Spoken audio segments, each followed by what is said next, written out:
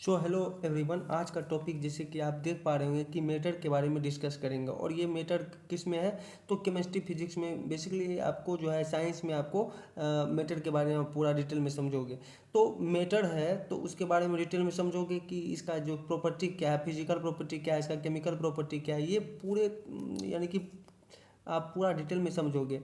तो उसी प्रकार से कोई भी कॉम्पिटिटिव एग्जाम को क्रैक करने के लिए हर कॉम्पिटिटिव एग्जाम में केमिस्ट्री फिजिक्स बायोलॉजी यानी साइंस से जो पूरा जो उतना गहराई में आप नहीं कह सकते हैं, जो आईआईटी नीट के स्टूडेंट जितना गहराई में पढ़ते हैं, लेकिन गहराई में क्वेश्चन पूछे जाते हैं। इसके लिए आपको जो गहराई में पढ़ाया जाएगा और वो जो एमसीक्यू टाइप क्वेश्चन है वो भी कराया जाएगा। हर एक लेक्चर के बाद आपको प्रैक्टिस के लिए आपको जो सेशन होता है यानी कि जो साइंस है तो साइंस पढ़ रही केमिस्ट्री, तो उसमें आपको जो क्वेश्चन प्रैक्टिस कराया जाएगा। और जैसे 5 क्वेश्चन हो गया, 10 क्वेश्चन हो गया, जो न्यूमेरिकल वाइज क्वेश्चन होते हैं, तो उस प्रकार से आपको बताया जाएगा और समझाया जाएगा आपको और आप सबको बनाकर भी लाना है। तो सबसे पहले फर्स्ट ऑफ ऑल मैं आपको केमिस्ट्री में इंट्रोडक्शन करा रहा हूँ केमिस्ट्री से। तो सबसे पहले आप एक चीज़ समझना, आप इस चैनल के लास्ट तक जुड़े रहिए और पूरा डिटेल में समझेंगे आप। तो आपको जो है केमिस्ट्री फाउंडेशन बैच में ज्वाइन हो जाना है। और चलिए स्टार्ट करते हैं। फर्स्ट ऑफ ऑल समझना केमिस्ट्री। केमिस्ट्री जो है सबसे पहले केमिस्ट्री की उत्पत्ति जो है कीमिया शब्द से हुई है, जिसका अर्थ होता है काली मिट्टी। सबसे पहले रासायनिक का गुण काली मिट्टी में देखा गया था, यानी कि काली मिट्टी में ही रासायनिक का गुण यानी कि केमिकल गुण जो है उसमें देखा गया था। और केमिस्ट्री जो है, केमिस्ट्री को विज्ञानों का विज्ञान भी कहते हैं, केमिस्ट्री को विज्ञान का भी विज्ञान कहते हैं। तो आप समझ सकते हो कि इसे विज्ञान का विज्ञान क्यों कहते हैं, क्योंकि विज्ञान के अंदर भी एक साइंस है जिसे हम केमिस्ट्री नाम देते हैं। चलिए वो पूरा डिटेल में समझेंगे। केमिस्ट्री के पढ़ने से पहले आप जैसे कि कॉम्पिटिटिव की तैयारी कर रहे होंगे, बहुत सारे स्टूडेंट ऐसे होंगे इसमें, तो उसके लिए मैं एक चीज़ बताना चाहता हूँ कि आप मेटर तो पढ़े होंगे उससे पहले। तो आई होप गाइज आप मेटर पढ़े होंगे। तो मेटर में आप पढ़े होंगे मेटर क्या होता है, जिसमें द्रव्यमान हो, जिसमें भार हो, जो स्थान घेरे, जो अवरोध अवरोध उत्पन्न करे, जो रुकावट उत्पन्न करे, वो सब जो होता है वो मेटर होता है। ये सब आप जो 9th 10th 11th 12th class में आप पढ़ के आए हैं। तो अब चलिए यहाँ से उठाते हैं मैटर के बारे में। तो मैटर का सबसे पहले देखिए नेचर देखते हैं। मैटर में होता है फिजिकल क्लासिफिकेशन देखेंगे और केमिकल क्लासिफिकेशन देखेंगे। यानी कि मैटर का हम क्लासिफिकेशन ऑफ मैटर का जो वर्गीकरण कर रहे हैं एक प्रकार से। तो सबसे पहले फिजिकल प्रॉपर्टी कितने होते हैं, 5 होते हैं, लेकिन आपको यहाँ पे 3 ही बताया गया है। सबसे पहले पहला देखो यहाँ पे, जैसे फिजिकल प्रॉपर्टी में आप देखोगे सॉलिड हो गया, उसके बाद लिक्विड हो गया, उसके बाद गैस हो गया। ये तो नॉर्मली आपको ये भी आप पढ़ के आए होंगे, आई होप ये भी आप पढ़ के आए होंगे। अब देखना, एक हो गया, दो हो गया, अब ये तीसरा हो गया, लेकिन चौथा और पांचवा कहाँ गया। तो सबसे पहले समझना, जो सॉलिड लिक्विड गैस मैटर का जो फिजिकल प्रॉपर्टी में एक और आते हैं जिसे हम कहते हैं प्लाज्मा स्टेट में भी होता है, यानी फिजिकल प्रॉपर्टी। तो प्लाज्मा जो इसका सॉलिड लिक्विड गैस एक होता है, यानी कि चौथा प्रॉपर्टी समझ लेना प्लाज्मा। यहाँ पे लिख देता हूँ प्लाज्मा, इसको नोट कर लेना। और पांचवा प्रॉपर्टी आई होप ये जो है आपको आपके लिए उतना उपयोगी नहीं है, ये एग्जाम में बहुत कम नहीं के बराबर पूछे जाते हैं, तो इसको भी याद कर लेना। बॉस आइंस्टाइन कंडेंसेट इसे कहते हैं। और ये बॉस आइंस्टाइन कंडेंसेट होता क्या है, दुनिया की सबसे बड़ी मशीन जो होता है, जो यानी कि हेट्रोजीनियस लार्ज हेट्रल कोलाइट्रल जो जेनेवा में है, जिसमें पार्टिकल को यानी कि एक बहुत छोटे नैनो पार्टिकल को आपस में लड़ाया गया था। जैसे उसको, जैसे कि एग्जांपल के तौर पे हिग्स बोसॉन के नाम सुने होंगे आप, या गॉड पार्टिकल, ये सबको एक भयानक बहुत लाइट की स्पीड से टकराया जाता है। तो वो सब दूसरा मेथड है, वो आप मतलब कि आउट ऑफ सिलेबस है, वो आपको नहीं पढ़ना है। एक होता है बॉस आइंस्टाइन कंडेंसेट, इसको याद कर लेना, बॉस आइंस्टाइन आइंस्टाइन कंडेंसेट, इसको याद कर लेना।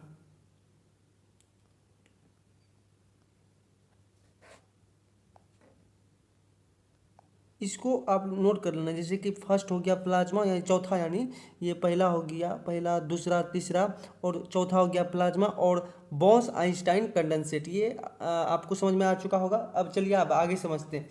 उसी प्रकार से हमने फिजिकल प्रॉपर्टी आपको समझा दिया है, तो अब केमिकल प्रॉपर्टी समझिए। तो मैटर में फिजिकल प्रॉपर्टी तो आया कि सॉलिड लिक्विड गैस है, और उसका जो नेचर है वो भी हम जानेंगे, आगे का जो वीडियो है तो उसमें समझेंगे आप। तो अब केमिकल प्रॉपर्टी में समझना कि जो यहाँ जैसे कि केमिकल प्रॉपर्टी यानी कि इसका जो आप कह सकते हो, तो सबसे पहला हो गया प्योर सब्सटेंस। प्योर सब्सटेंस हो गया, एक हो गया मिक्सचर। तो मिक्सचर और प्योर सब्सटेंस में अंतर क्या है, सबसे पहले समझना। यहाँ पे सब्सटेंस में क्या क्या आते हैं, तो सब्सटेंस में आपको देखने को मिलेगा एलिमेंट। क्या मिल गया, एलिमेंट। और क्या आ गया, कंपाउंड। एलिमेंट कंपाउंड आपको प्योर सब्सटेंस में देखने को मिलेगा। प्योर सब्सटेंस में फिर नोट कर लेना इसको, प्योर सब्सटेंस में आपको देखने को मिलेगा एलिमेंट्स कंपाउंड, यानी कि आप कह सकते हो इसको आप हिंदी में बोलोगे एलिमेंट को तत्व, और कंपाउंड को बोलोगे यौगिक। तो ये भी आपको समझ में आ चुका होगा। और मिक्सचर्स यानी कि वो तो लिखा हुआ ही है, तो उसको आप मिश्रण कहोगे। क्या कहोगे, मिश्रण। यानी कि आप कह सकते हो एक तरह से ये जो मिश्रण होते हैं, इम्प्योर मिक्सचर आप कह सकते हो, तो वो एक तरह से अशुद्ध मिश्रण है हिंदी में।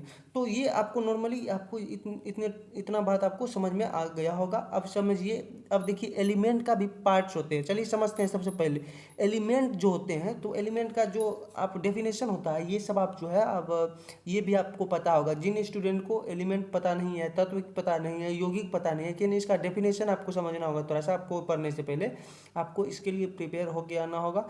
आप वहाँ पे आप यूट्यूब पे बहुत सारे वीडियो अवेलेबल हैं, वहाँ पे आप जाके देख सकते हो। जैसे सबसे पहले समझना एलिमेंट। एलिमेंट में समझोगे आप कि यहाँ पे कि मेटल, मेटल के बारे में समझना। एलिमेंट में मेटल हो गया, उसके बाद देखिए नॉन मेटल भी आता है, उसके बाद मेटल वाइड भी होता है। मेटल एलिमेंट यानी तत्व, पदार्थ के जो शुद्धतम रूप होते हैं, जो उसे हम तत्व कहते हैं नॉर्मली। तो मेटल उसमें आ गया। एक हो गया नॉन मेटल। नॉन मेटल का मतलब होता है कि जैसे कि हो गया बहुत सारे ऐसे चीज़ हैं जो नॉन मेटल के रूप में आते हैं, यानी कि जितने भी होते हैं नॉन कंडक्टर ऑफ इलेक्ट्रिसिटी, यानी जिसमें करंट यानी करंट का कुचालक है। ये इस तरह से आप कह सकते हो। मेटल में करंट फॉलो करते हैं, लेकिन जो नॉन मेटल होते हैं इसमें करंट फॉलो नहीं करते हैं, यानी कि इधर से उधर करंट नहीं ट्रांसफर करते हैं। और इसमें आपको जैसे बहुत सारे एग्जांपल है नॉन मेटल में, आप पीरियोडिक टेबल जब आपको बताया जाएगा पूरा डिटेल से समझाया जाएगा। अब मेटल वाइड का मतलब होता है कि इन दोनों यानी मेटल और नॉन मेटल दोनों को मिला के बनता है मेटल वाइड। इसमें होता है कभी कभी करंट आते हैं, आप अपनी भाषा में ऐसे समझ सकते हैं। ये आपको समझ में आ गया होगा। अब चलिए समझते हैं दूसरा चीज़। आप देखिए एलिमेंट समझ में आया आपको, ये एलिमेंट में क्या क्या था, मेटल था, नॉन मेटल था, मेटल वाइड था, ये समझ में आया। यानी कि मेटल मतलब धातु और नॉन मेटल मतलब अधातु, और मेटल वाइड मतलब उपधातु। धातु और अधातु दोनों के मिलने से बना उपधातु। आप ये समझ लेना। अब कंपाउंड के बारे में समझो। कंपाउंड क्या होते हैं, कंपाउंड में आप ये पढ़ोगे कि कंपाउंड में होते हैं एक इनऑर्गेनिक कंपाउंड, एक होता है ऑर्गेनिक कंपाउंड। हमारे जो इनऑर्गेनिक कंपाउंड होते हैं उसके बारे में भी आपको डिटेल में समझाया जाएगा, वो उसका सिलेबस अलग है, अभी इंट्रोडक्शन करा रहा हूँ। और दूसरा होता है ऑर्गेनिक कंपाउंड। तो ऑर्गेनिक कंपाउंड, ये दोनों कंपाउंड में कितने टाइप के कंपाउंड, दो टाइप, ऑर्गेनिक और इनऑर्गेनिक, दो टाइप का कंपाउंड आपको यहाँ पे दिखाया गया है। तो आई होप गाइज ये भी आपको समझ में आ गया। अब मिक्सचर समझते हैं। यहाँ पे देखना, जैसे लास्ट में मिक्सचर लिखा हुआ है। मिक्सचर में दो तरह का मिक्सचर होता है, एक होता है होमोजीनियस। होमोजीनियस मतलब दूध और पानी। होमो मतलब कि दो समान मिश्रण को मिला देने से आप पहचान नहीं पाओगे कि इसमें कहाँ दूध है कहाँ पानी है, तो उसे होमोजीनियस कहते हैं। जैसे कि एग्जांपल के तौर पे यहाँ पे समझो, होमोजीनियस मिक्सचर हो गया। हेट्रोजीनियस मिक्सचर मतलब कि मिलाने के बाद भी आपको फर्क दिखता है कि जो उसको अलग किया जा सकता है एक तरह से। तो जैसे कि हम कंकड़, अगर छोटे छोटे कंकड़ में अगर एक गिलास पानी लेंगे उसमें कंकड़ डाल देंगे तो आपको दिखेगा कि इसमें जो कंकड़ मिलाया गया है उसको जनरली आप अलग कर सकते हैं। चलिए यहाँ तक आपको कंप्लीट हमने करा दिया है, आपको समझ में आ चुका होगा। आई होप गाइज ये भी आपको पूरा तरीके से आपको समझ में आ गया होगा। अब एक चीज़ समझना, जैसे कि फर्स्ट ऑफ ऑल आप मैटर का डिफिनेशन समझ लेना। मैटर का डिफिनेशन में ये समझना कि आपके आसपास जितने भी चीज़ हैं जिसमें द्रव्यमान हो, जिसमें भार हो। हाँ, एक चीज़ और समझ लेना कि लाइट जो है, यानी लाइट हो गया, फोर्स हो गया, ये सब जो है मैटर नहीं है। क्यों, देखिए एक फीलिंग्स होते हैं, मतलब फीलिंग्स मतलब कि आप कह सकते हैं गुस्सा हो गया, आपको एक तरह का किसी पे हम फोर्स लगा रहे हैं, बल हो गया, और लाइट हो गया, क्योंकि जिसमें वेट नहीं होते हैं तो उसे हम मैटर नहीं कहते। लाइट को कभी भी मैटर में मतलब आप उसको गिनना नहीं, वो लाइट कभी भी मैटर नहीं होते। लाइट इज नॉट मैटर, क्योंकि बिकॉज उसमें की जो है वेट नहीं होते, इसलिए light is not matter. Understood. चलिए अब आगे समझते हैं। अब आगे समझने से पहले एक चीज़ समझना आपको, फर्स्ट ऑफ ऑल यहाँ पे देखना गाइस कि जो भारतीय रसायन शास्त्र का जो जनक था पीसी राय, यानी जिसे हम कहते हैं प्रफुल्ल राय। तो भारतीय रसायन शास्त्र का जनक, आप इसको नोट कर लेना, भारतीय रसायन शास्त्र, रसायन शास्त्र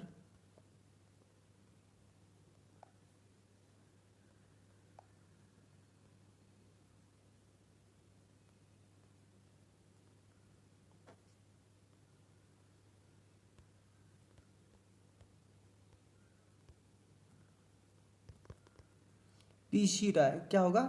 पीसी राय, इसको नोट कर लेना, पीसी रॉय, यानी कि इसको शॉर्टकट में पीसी रॉय, और इसका फुल नेम क्या है? प्रफुल्ल राय। क्या? प्रफुल्ल।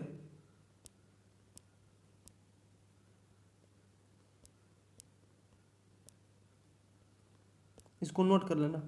चलिए, ये आपको भारतीय रसायन शास्त्र का जनक कौन है? पीसी राय, यानी प्रफुल्ल राय। ये अभी आपको समझ में आ चुका होगा। अब कुछ चीज़ें होते हैं जो इंफॉर्मेशन के लिए बहुत उपयोगी होते हैं, कभी कभी एग्जाम में पूछे जाते हैं, ये इसको आप ये नोट नोट डाउन कर लेना। और एक चीज़ मैं बता दूं कि जो ऑक्सीजन होते हैं, जैसे कि ये नोट कर लेना, जो ऑक्सीजन है यानी O2, इसका खोज जो है, खोज किसने किया था? जोसेफ प्रिस्टले, यानी कि आप कह सकते हो कि जो जोसेफ प्रिस्टले जो है ऑक्सीजन का खोज किया था, उन्होंने कहा था कि बिना ऑक्सीजन कोई भी चीज़ यानी जलाया नहीं जा सकता है। तो जोसेफ प्रिस्टले जो है ऑक्सीजन का खोज किया था, इसको आप नोट डाउन कर लेना, जोसेफ प्रिस्टले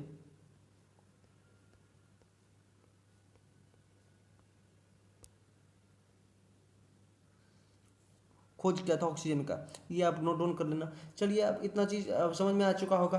तो अब देखिए, जर्कोनियम एक ऐसा पदार्थ है जो बिना ऑक्सीजन के भी जल सकता है। एक चीज़ और, जब आपने समझा पूरा पृथ्वी पे कोई सा भी ऐसा चीज़ नहीं है बिना इन प्रेजेंस ऑफ ऑक्सीजन का जल सकता है, लेकिन कोई एक चीज़ है बहुत, मतलब कि जो अपवाद में आप कह सकते हो, जर्कोनियम एक ऐसा पदार्थ है बिना ऑक्सीजन के भी वो जल सकता है। चलिए समझते हैं कैसे। तो आप इसको नोट डाउन कर लेना, ये भी इंपॉर्टेंट टाइप क्वेश्चन है। जर्कोनियम, जर्कोनियम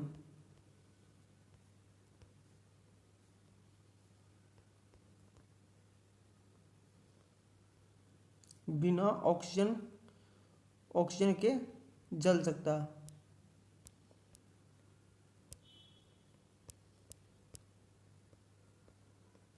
इसको आप नोट डाउन कर लेना। क्लियर? अब देखिए यहाँ पे, ये आपको इतना तक समझ में आ चुका होगा, आई होप गाइस ये भी समझ में आ गया होगा। अब देखिए, भारतीय नाइट्रेट का जनक जो है पीसी, और हाँ, यहाँ पे एक चीज़ समझना, हमने बताया भारतीय रसायन शास्त्र का जो जनक था पीसी राय था। अब जो नाइट्रेट, भारतीय नाइट्रेट का भी जनक जो है पीसी राय ही है। तो आप यहाँ पे इसको भी नोट डाउन कर लेना, नाइट्रेट का भी जनक, नाइट्रेट का जनक पीसी राय, नहीं प्रफुल्ल राय, जिसे आप कह सकते हो इस तरह से, इसका शॉर्ट फुल फॉर्म है, तो आप इसको नोट कर लेना। तो ये भी आपको यहाँ तक आपको हमने कंप्लीट कराया। ये इन्फॉर्मेटिव वीडियो एक तरह से है, आप साइंस जो केमिस्ट्री मैं पढ़ा रहा हूँ कॉम्पिटिटिव एग्जाम के लिए, उसके लिए। तो आपको आज से जो पूरा लेक्चर आप अटेंड करना और प्रॉपर तरीके से, हाँ, इस वीडियो के बाद जो है आपको थोड़ा सा शॉर्ट टाइप जो MCQ टाइप क्वेश्चन होता है वो कराया जाएगा और समझाया जाएगा पूरा डिटेल में, और वो शॉर्ट टाइप वीडियो होंगे। आप इस वीडियो के लास्ट तक अगर बने हैं तो आई होप ये आपको पूरी तरीके से समझ में आया होगा। नहीं तो आप जो इसको रिवाइज करना, बार बार देखना, और इसको कॉपी कलम लेके बैठना, उसको नोट करते चले जाना। अब इस पे जो है आपको जो है फिजिक्स फाउंडेशन भी बताया जाएगा और बायोलॉजी भी बताया जाएगा। और जो 11th क्लास के जो स्टूडेंट हैं IIT नीट के लिए, उसके लिए भी आपको अलग से क्लास आया जाएगा, वो आपको बता दिया जाएगा कब आएगा, किस वक्त आएगा, वो सब आपको बता दिया जाएगा आगे के समय में।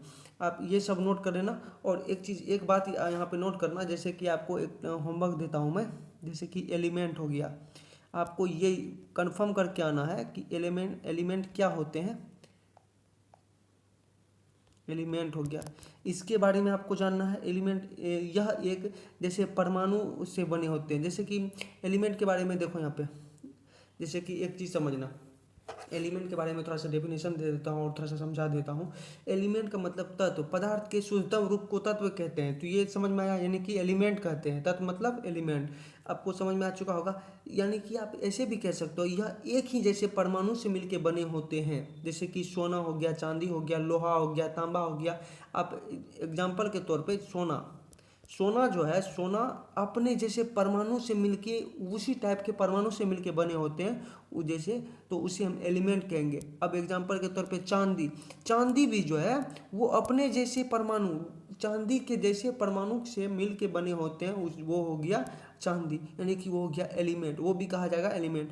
लोहा, लोहा मतलब ये भी समझ लो कि वो भी अपने ही परमाणु के साथ बने, यानी कि एक ही जैसे परमाणु से बने होते हैं, तो उसे हम कहते हैं एलिमेंट। एक ही जैसे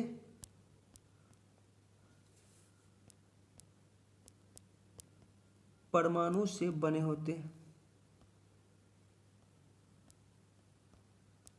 इसको नोट डाउन कर लेना। ये आपको समझाने के लिए बताया आपको, ताकि एलिमेंट के बारे में आप पूरे तरीके से समझ जाओ। अब चलो यहाँ पे, जैसे कि अब यहाँ पे एक चीज़ समझना, कंपाउंड, कंपाउंड में दो तरह का कंपाउंड होता है, एक होता है इनऑर्गेनिक कंपाउंड, एक होता है ऑर्गेनिक कंपाउंड। इनऑर्गेनिक कंपाउंड का मतलब अकार्बनिक हो गया, जैसे कि उस तरह के कंपाउंड जिसमें कार्बन नहीं पाया जाएगा उसे हम कहेंगे इनऑर्गेनिक, यानी कि अकार्बनिक कंपाउंड। यानी कि अ मतलब कि नहीं, कार्बन नहीं, आप ऐसे समझ सकते हो। जैसे कि यहाँ पे H2O, ये अकार्बनिक यौगिक में आते हैं, यानी कंपाउंड में, इनऑर्गेनिक कंपाउंड में। और NaCl हो गया, इसमें सोडियम है और क्लोरीन है, तो यानी कि सोडियम और क्लोराइड है। तो उसी प्रकार के HCl है, हाइड्रोक्लोरिक एसिड हो गया, इसमें हाइड्रोजन और क्लोरीन है, लेकिन कहीं भी कार्बन नहीं है, इस कारण से इसे हम कहेंगे इनऑर्गेनिक कंपाउंड। क्लियर? तो जिसे हम हिंदी में कहते हैं अकार्बनिक यौगिक। तो ये आपको समझ में आ चुका होगा। अब देखिए ऑर्गेनिक कंपाउंड में समझते हैं। ऑर्गेनिक कंपाउंड यानी कि और कार्बनिक, कार्ब मतलब कि कार्बन, इसमें कार्बन है। तो चलिए जैसे Ca यानी कैल्शियम हो गया, CO3। अब देखो यहाँ पे ऑक्सीजन है और यहाँ पे कार्बन है, यानी कार्बन है, तो इसलिए इसे हम कहेंगे ऑर्गेनिक कंपाउंड में रखेंगे, यानी कार्बनिक में रखेंगे। तो आपको समझ में आ चुका होगा, इसमें कार्बन है तो कार्बनिक यौगिक, जिसमें कार्बन नहीं होगा तो कार्बनिक यौगिक। तो CO2, इसमें भी कार्बन आपको यहाँ पे मिल गया है तो ऑक्सीजन के साथ। और CO यानी कार्बन मोनोऑक्साइड, तो इसमें भी आपको ऑक्सीजन के साथ यहाँ पे कार्बन देखने को मिलता है, जिस कारण से आप कार्बनिक कंपाउंड कह सकते हैं, यानी कि कार्बनिक यौगिक ऑर्गेनिक कंपाउंड। क्लियर? ये आपको जो जनरली जो टॉपिक था, ये आपको कंटेंट क्लियर हमने करा दिया है। अब आगे समझो। यहाँ पे अब एक चीज़ समझना, एलिमेंट, एलिमेंट में आप बहुत चीज़ समझ चुके हो कि पदार्थ के शुद्धतम रूप, यानी कि एक ही तरह के परमाणु से जो मिल के बने होते हैं उसे तत्व कहते हैं। जो वो सब हमने आपको जस्ट बताया कुछ देर पहले। तो आपको अगर नहीं पता तो आप पीछे जाके आप वीडियो को बैक करके आप देख सकते हो। अब यहाँ पे समझना, जैसे मेटल है, मेटल का मतलब हो गया जो मेटल में बड़े बड़े, जैसे हो गया लोहा, F2 हो गया। अब यहाँ पे F2 के बाद यहाँ पे समझो Al हो गया, Ag हो गया।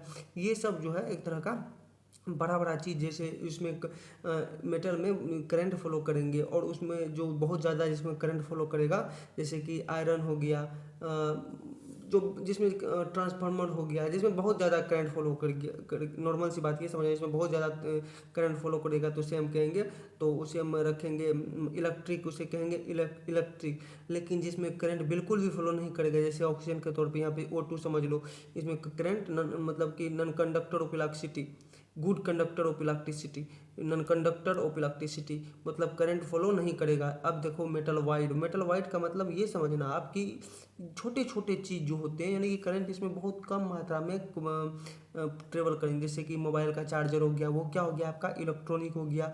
अब कहोगे क्या आपका घर में जो आयरन होगा, फ्रिज होगा, जो बड़े बड़े चीज़ हैं, वो सब आप इलेक्ट्रॉनिक तो आप नहीं कह सकते हो, आप उसे बोल सकते हो इलेक्ट्रिक। आप क्या बोलोगे, उसे इलेक्ट्रिक के श्रेणी में आप रख सकते हो। लेकिन इलेक्ट्रॉनिक का मतलब जैसे मोबाइल का सिम जो होते हैं मोबाइल का, वो भी इलेक्ट्रॉनिक में आते हैं। मोबाइल का चार्जर, मोबाइल, ये सब जितने भी चीज़ें, यानी कि छोटे छोटे गैजेट जो हो, यानी नैनो पार्टिकल से मिलके जो बनते हैं, जिसको बनाया नैनो टेक्नोलॉजी से बनाए जाते हैं, तो उसे उसमें इलेक्ट्रॉनिक का उपयोग किया जाता है। तो आई होप ये आपको समझ में आ चुका होगा। और सिम में सिलिकॉन मेमोरी कार्ड जो होते हैं, सिम कार्ड, उसमें सिलिकॉन का यूज होता है। तो हालांकि यहाँ तक आपको बता दिया गया है। तो आज का जो टॉपिक है यही हम कंप्लीट करते हैं। आई होप गाइस ये आपको पूरी तरीके से समझ में आ चुका होगा। और ये वीडियो को ज़्यादा से ज़्यादा शेयर करें और अपने दोस्तों को आप इस ऐप में ज्वाइन हो जाओ। और इसका जो यूट्यूब पे है आप वहाँ पे सब्सक्राइब कर लेना और डाउनलोड कर लेना और शेयर करना, ताकि अगले वीडियो का नोटिफिकेशन आपके मोबाइल में जल्द से जल्द आए और ताकि आप पढ़ सको। चलिए, और इस वीडियो के बाद मैं आपको एमसीक्यू टाइप जो क्वेश्चन होता है न्यूमेरिकल वाइज, मैं वो आपको कराऊंगा और टॉपिक वाइज ट्रिक के साथ भी कराऊंगा। और फिजिक्स वाला भी शॉर्ट टाइप लेक्चर देखना। ये थोड़ा सा लेंदी हो गया, लेकिन आप इंटरेस्ट लेके पढ़ो, आपको कोई सा भी प्रॉब्लम नहीं होगा। बस आपको थोड़ा सा साथ देना है, और ताकि आपका जो साइंस जो है आपका कंप्लीट हो जाए। चलिए, आज का जो लेक्चर था यही हम ख़त्म करते हैं। जय हिंद। फिर मिलेंगे इसका नेक्स्ट पार्ट में। थैंक यू, धन्यवाद, जय हिंद।